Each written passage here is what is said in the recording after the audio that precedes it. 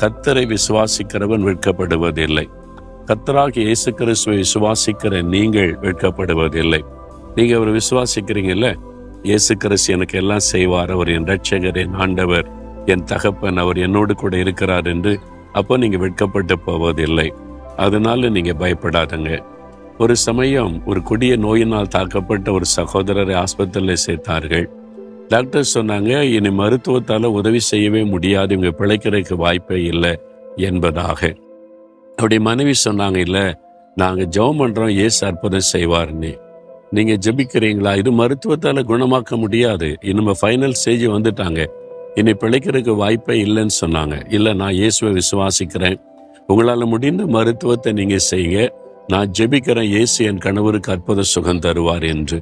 Doctors ஆச்சரியமா பார்த்தாங்க. சரி, அப்படி உங்க கணவர் பிழைச்சிட்டா நீங்க சொல்ற இயேசு வல்லமுள்ளவர்னு நானும் நம்புறேன் என்பதாக அவர் சொன்னார். ஏன்னா அந்த அளவுக்கு சீரியஸ், இனி பிழைக்கிறதுக்கு வாய்ப்பே கிடையாது.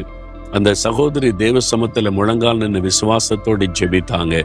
விசுவாசமுள்ள ஜெபம் பிணியாளியை ரட்சிக்கும் என்ற வசனத்தை வைத்து ஜெபித்தாங்க.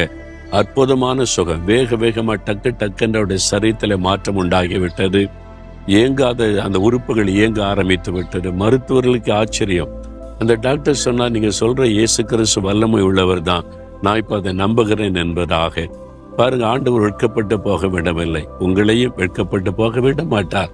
எந்த சூழ்நிலையா இருக்கட்டும் பயப்படாதுங்க, விசுவாசத்துல உறுதியா இருங்க. இன்றைக்கு ஏதோ ஒரு காரியத்தில் வெட்கப்பட்டு போயிருவனோன்னு பயப்படுறீங்களே, அந்த காரியத்தில் அற்புதம் செய்வார். ஆண்டவரே, இந்த மகன் இந்த மகளும் விசுவாசிக்கிறாங்க, எங்க வெட்கப்பட்டு போக விடக்கூடாது, இன்றைக்கே ஒரு அற்புதம் இயேசுவின் நாமத்தில் அவளுக்கு நடப்பதாக. ஆமென்.